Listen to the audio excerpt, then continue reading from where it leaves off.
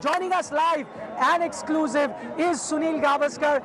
Saibhai, my first question to you, how does it feel, India world champions? How's the sound of that? Euphoric, very euphoric. I can't tell you how delighted I am because, like I've been saying over the last maybe week or so, India has been reaching the semis, reaching the finals, but not getting that cup. But now here we are. It's like a batsman who's got 80s and 90s, and now the batter has got 100. Fantastic, absolutely euphoric feeling. Absolutely historic, as Saibhai is saying that. Saibhai, today, be honest, where India were in that position, it seemed like all was lost. Klassen going great guns. When you need 26 runs of 24 deliveries, run a ball, that should be easy peasy in T20 cricket. But once again, would you say the resilience of this Indian team came to the fore as it's been doing throughout this tournament? All the matches you've seen, somebody or the other put their hand up. And here, once again, we had the Bumrah bowling that spell to get those 2 wickets in the middle overs, which was so crucial because that made it easy for the last 4 overs to be bowled. Because then again, the South Africans had to connect. And then Hardik Pandya taking Klassen off the first delivery, and then off the final over getting rid of David Miller. The 2 dangerous batters, and the 2 dangerous batters were batted so well. So that was really, really important and fantastic. And what a catch!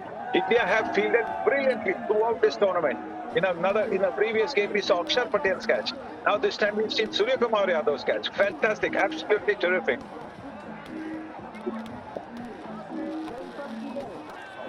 All right, Saibhai, just on that subject of India's all-round performance, let me speak to you about Virat Kohli. I remember having that conversation with you before this final. You said he is saving his runs for the finals. Today gets 70 odd. But more importantly, you had a piece of advice for him after that semi-final where you said that all he needs to do is go back to the basics, do what he's good at, not try and move around too much. Exactly what he did today. Seems like he heard you. Yes, look, I think any batter, you have to play your natural game. What the natural game does is because that's what you've got used to. And therefore, what you tend to do is when you try and do something different, your head is not still, your balance is not quite there. And this time around, didn't try to step down, didn't try to do anything. He was just stepping away occasionally, but basically keeping his shape, keeping his balance. And that was so important. All right, that's exactly what he did, as Mr. Gavaskar there pointing out about Virat Kohli's knock today. Saibhai also, he's gone on to announce that this is it for him, Virat Kohli, in terms of T20 format for the Indian team. He's already played his last T20 game. Couldn't have asked for a better favour. Not only is he the highest scorer, he's ended up being a world champion in this format, which he wasn't before. Yes, that is true. He had won the Champions Trophy in 2013, the World Cup in 2011. He's been with part of the Indian team when they've been #1 in the World Test Championship rankings. And so this one was the elusive one as far as he was concerned. He's now got that. And next year, when India hopefully will be, God willing, will be in the finals of the WTC World Test Championship, he will make a contribution in that as well.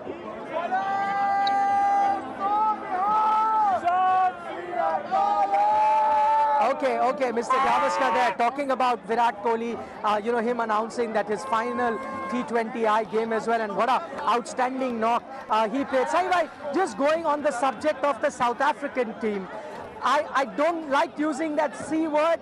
It's been used plenty of times for them before, but I go back to that point. They were cruising, looked like, the finish line was very close, but I can't help but use that word where they froze again. I'll change the word. I won't go to the C word, but they froze. You'd have to accept that, would you?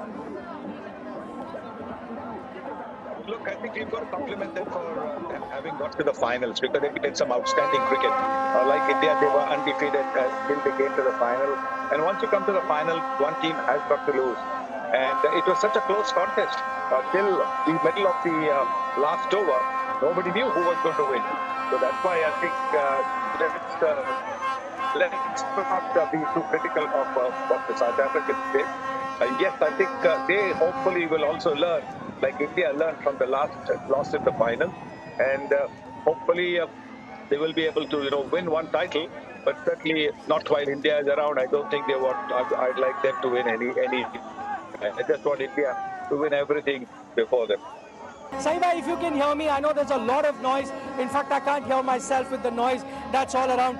You heard from the fans, they are all talking about Jasprit Bumrah, the common talk here is that India has a cheat code because the 4 overs that Jasprit Bumrah are going to bowl, it's going to be next to impossible for anyone to, negotiate that. It's not the 2 wickets, the one of Janssen, the one of Reza Hendricks at the start, but it's his economy. 18 runs in his 4 overs. It would have been tough for any team to chase when you have 4 overs of Jasprit Bumrah. How good has he been, Sariba, in this entire tournament?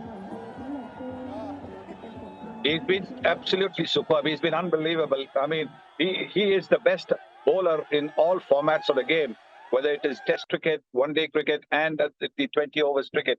He knows exactly what to bowl, how to bowl, which pace to bowl, which line to bowl. There is very seldom a ball which has got, does not have some mystery behind it. But you know what? I just want to bring one little fact to your notice, because this is what sometimes, little tactics which can change the game. When 2 bowlers are bowling very well, it is always good for the batter to move away a little bit, give himself a little time and break the rhythm of the bowler.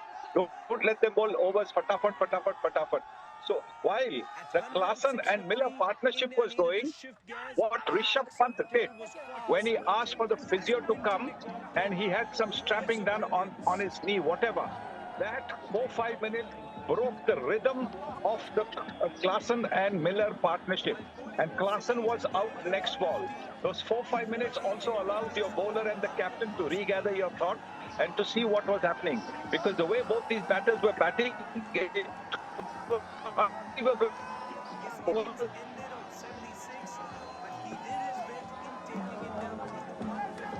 Okay, I'm finding it very hard to hear the entire conversation with Mr. Gavaskar, but I'm hoping that all our viewers can listen in, and I hope Mr. Gavaskar can hear me. Saiba, also a word on Hardik Pandya. We just heard from him. He said the last 3 odd months were very tough for him, and all the criticism that was coming his way, also not in great form in the IPL. Would you say that he's more than redeemed himself earlier with the bat and now with the ball as well in this final? I mean, nobody can what he did. Look, sometimes, the IPL form is not a great indicator. And I think what we have seen is you've got to look at the man's class from the beginning. And, one tournament, 1 month, is not indicative of how good or how bad a player is. So I don't think, the IPL form should be taken too much into consideration. I'm sticking with India's performance, Saibai, in this particular tournament. On the day, it did seem like, when India were batting initially, you had those 3 wickets fall. From there on, India consolidates, gets to that particular total. What would you put it down to? Was it some smart batting in India that took India to an above par total that's resulted in them winning? Or do you think, though, it was the bowling lineup that actually stepped up from a situation where South Africa were cruising that's ended up making India the world champions? Look, that partnership was important because India had lost 3 wickets for not too many runs. And Akshar Patel, the way he batted was absolutely terrific because that is what took the game away. He scored, 47 runs in, maybe 30 deliveries. That was just the kind of innings that India needed. And then when Kohli got to his half century, then the next 20 runs that came in a pretty quick time. That also was an important aspect. But at the end of the day, it's the bowlers who won the tournament for us. Bowlers right throughout. That narrow win against Pakistan, the way India's bowlers bowled out USA, the way India's bowlers bowled out Ireland. And then apart from the odd game where Rohit Sharma batted so well against Australia and took the game away from the Australians, you really have to say it's the bowlers. The bowlers don't always get credit. But Bumrah, Akshar Patel, Kuldeep Yadav. Kuldeep got a little bit of a pasting this time around, but his contribution also has been immense. It really has been an outstanding performance, all-round performance. And then the catching. The catching has been unbelievable. It's been superb right throughout. They've taken some amazing catches, and that has broken the back, broken a partnership at crucial times. Tell us a little about your favorite moments in this match. I mean, for moments, it did appear that this one is going to get difficult. We literally snatched victory from South Africa today. Well, I'm over the moon, absolutely delighted with what the team has achieved. We all have been waiting for it. It's like I'm sorry, I'm repeating myself, but it's somebody who's been batting so well, getting 80s, 90s, but not getting to a century. Now, today, the Indian team has scored that elusive century. And like every batter, it is, really euphoric. It's a feeling which hopefully will last for at least a long, long time before the next India game. It's been fantastic, really. And all I want to say is that the most memorable for me was the way Rohit Sharma lifted that trophy. The match, there were so many exciting moments, it's difficult. But when that trophy was lifted by the captain, and the way the entire team erupted in joy, they were doing exactly what all of us Indian cricket lovers were doing. We were also jumping with joy when Rohit Sharma lifted that trophy. God bless Indian team and God bless Indian cricket.